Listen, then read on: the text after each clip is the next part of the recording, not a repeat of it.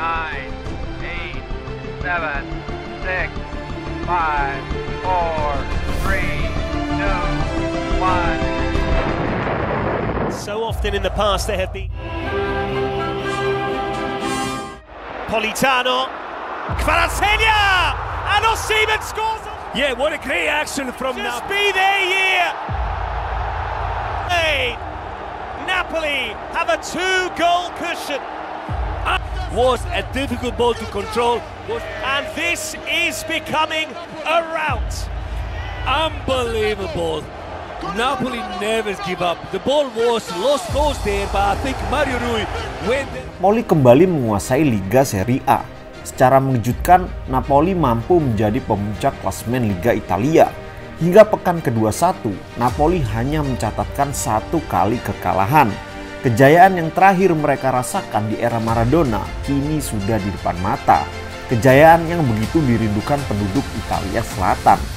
Jadi sehebat apa sih klub kota Naples ini sebenarnya? Pada tahun 1905, pelaut Inggris William Forbes dan rekannya Hector Embayan bersama Amadeo Salsi mendirikan Naples Football and Cricket Club atau biasa disebut Naples FBC. Pada tahun 1911, para pemain asing Naples FBC mendirikan tandingan klub lamanya, diberi nama Internazionale Napoli. Klub tersebut dengan cepat menjadi rival Naples FBC. Karena tekanan keuangan, dua klub rival itu akhirnya bermerger menjadi FBC Internaples pada 2 Oktober 1922. Di bawah tekanan pemerintahan fasis, nama klub berubah menjadi Associazione Calcio Napoli pada 25 Agustus 1926. Napoli memasuki era Serie A di bawah manajemen William Garbut. Selama bersama Garbut, Napoli sering finish di papan atas klasemen. Menjelang Perang Dunia II, Napoli mengalami penurunan. Puncaknya harus terdegradasi ke Serie B di tahun 1942. Pasca perang, Napoli belum sepenuhnya pulih. Skandal suap, tren permainan yang terus menurun, serta bolak-balik terdegradasi dan promosi menjadi hal biasa pada Napoli periode itu. Menariknya, Napoli berhasil meraih trofi pertamanya. Partenopei berhasil menjadi juara Coppa Italia di tahun 1962 ketika mereka berada di Serie B. Berganti nama kesekian kalinya menjadi Società Sportivo Calcio Napoli pada 25 Juni 1964. Napoli mulai bangkit di musim 64-65. Dihiasi nama-nama seperti Dino Zoff dan Jose Altafini, Napoli konsisten di papan atas Serie A. Terus menghiasi papan atas dan sempat memperoleh Coppa Italia di musim 75-76. Performa Napoli terjun bebas di tahun 1983 hingga nyaris terdegradasi. Kejutan besar dilakukan manajemen Napoli di tahun 1984. Diego Maradona berhasil didatangkan dengan nilai transfer 12 juta euro. Transfer tersebut menjadi rekor dunia kala itu. Partenopei secara bertahap dibangun kembali, dihiasi nama-nama seperti Ciro Ferrara dan Salvatore Bagni. Napoli kembali ke habitat papan atas mereka.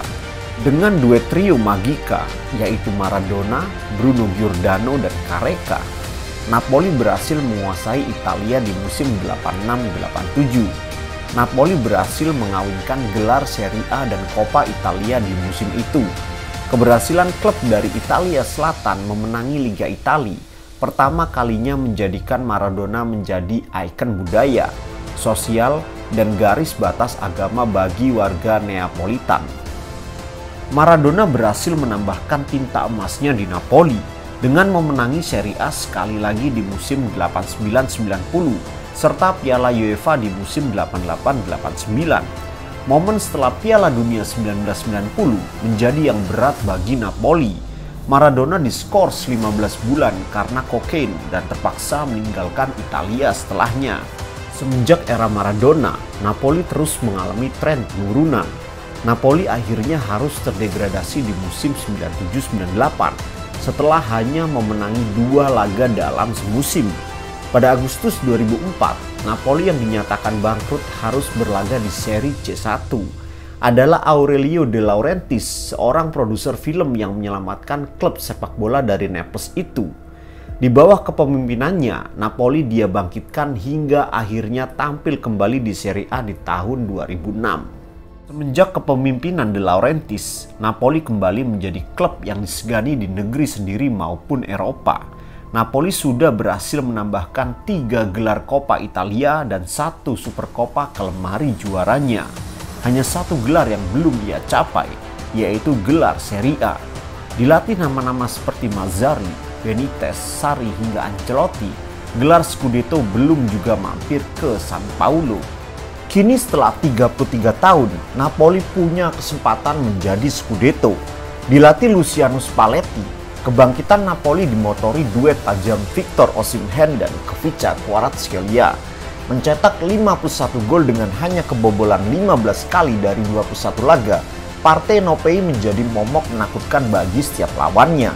Dengan selisih poin yang mencapai 13 angka dari pesaing terdekat mereka, impian De Laurentiis sang produser film mungkin saatnya menjadi kenyataan.